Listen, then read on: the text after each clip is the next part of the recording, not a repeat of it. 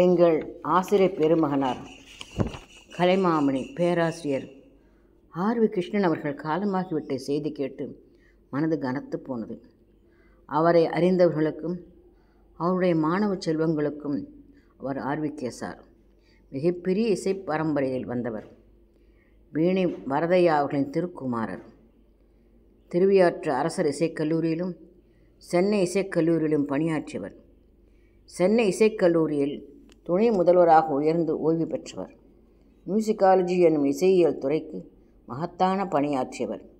சங்கீத சாரம் என்ற தலைப்பில் தமிழில் அவர் எழுதிய 3 பகுதி புத்தகங்களும் அரசின் கீழ்நிலை மேல்நிலை லோயர் ஹையர் தேர்வுகளுக்கு பேருதவியாக இருந்து வருகின்றன.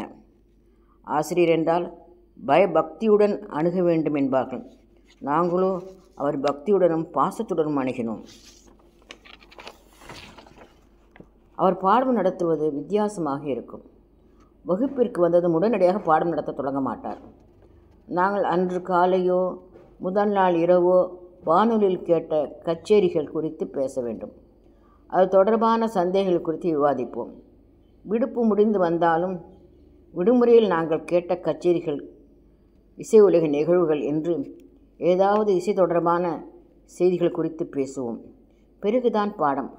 அவர் பாடம் நடத்தும் போதே மனதில் பதிந்துவிடும். லைவ்லி என்பார்களே, அப்படி அந்த வகுப்புகள்லாம் உற்சாகமாக இருக்கும். 108 ராகதாள மாளிகை, சதுர்தச ராக மாளிகை போன்றவற்றை பாடி காட்டி எங்களுக்கு அறிமுகப்படுத்தி இருக்கிறார். அச்சமில்லாமல் தேர்வுகளை அணுக பயிற்சி தருவார். அவர் வீட்டில் எப்பொழுது போனாலும் யாராவது மாணவர்கள் இருந்து கொண்டே இருப்பார்கள்.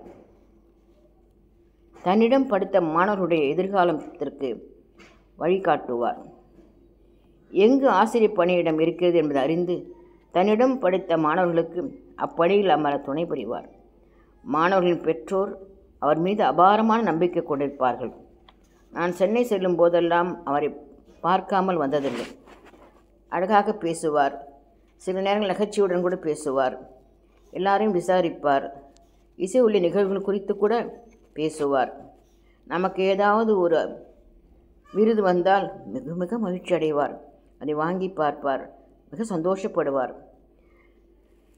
டிசம்பர் மாதம் கூட நலமுடன் பேசிக்கொண்டிருந்தார். 102 ஆண்டுகள் நிறைவாழ்வு வாழ்ந்தவர். ஜூன் மாத இறுதியில் உடல்நலம் குன்றி படுத்திருந்தார். அப்பொழுது கூட நன்றாகத்தான் பேசினார். என்ன செய்து கொண்டிருக்கா என்று கேட்டார். வீட்டில் புகழெல்லாம் விசாரித்தார். அப்பொழுது நன்றாகத்தான் பேசினார். ஆனாலும் ஒரு கேர்டேக்கர் உதவியோடு தான் அவரால் இருக்க முடிந்தது. அவரை அவ்வாறு பார்ப்பது மனதுக்கு ரொம்ப கஷ்டமாக இருந்தது. ஏனென்றால் அவர் எப்பொழுதுமே உடல்நலம் குன்றி பார்த்ததில்லை. நடமாடி கொண்டு தான் இருப்பார்.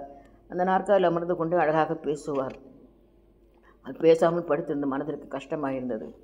102 ஆண்டுகள் நிறைவாழ்வு என்பது மிகப்பெரிய கொடுப்பினை. அது கடைசி வரை அவர் நல்ல நினைவோடு இருந்தார்கள். அதுதான் ஆச்சரியமான விஷயம். அவருடைய அந்த நினைவு, அவர் பாடம் நடத்தும் அழகு, இதையெல்லாம் மனதுக்குள்ளே சுழன்று வருகின்றது. என்ன செய்ய முடியும்? இயற்கை என்று ஒன்று இருக்கிறது அல்லவா? அவருடைய அந்த இறுதி நேரம் கூட அமைதியாக சென்றிருக்கிறது. அவருடைய அந்த பரம்பரைக்கு பெருமை சேர்த்திருக்கிறார். அவருடைய புத்தகங்கள் அவருடைய நினைவை போற்றி கொண்டு இருக்கின்றன. பிளேவே மெத்தேடு என்று விளையாட்டாக எப்படி முக்கியமான 72 மேலக்கர்த்தா போன்றவற்றெல்லாம் கற்றுக்கொள்வது என்பது சொல்லிக் கொடுத்தவர். அந்த பிளேவே மெத்தேடு ரொம்ப அழகானது. நிறைய புத்தகங்கள் எழுதியிருக்கின்றார். அவருடைய அந்த நினைவு தான் நின்று கொண்டே இருக்கின்றது. அவருடைய ஆன்மா சார்ந்தடைய வேண்டுகின்றேன்.